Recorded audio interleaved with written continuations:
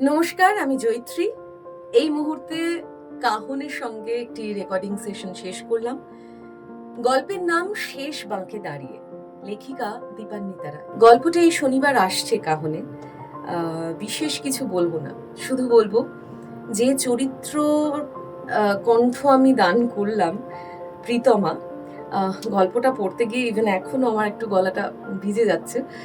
চরিত্রটা পড়তে গিয়ে না আমার একটু কষ্ট হয়েছে, কারণ আপনারা শুনলে, যারা আমাকে চেনেন, যারা জানেন, তারা বুঝতে পারবেন আমার জীবনের সঙ্গে অনেকাংশে খুব মিল পেয়েছি।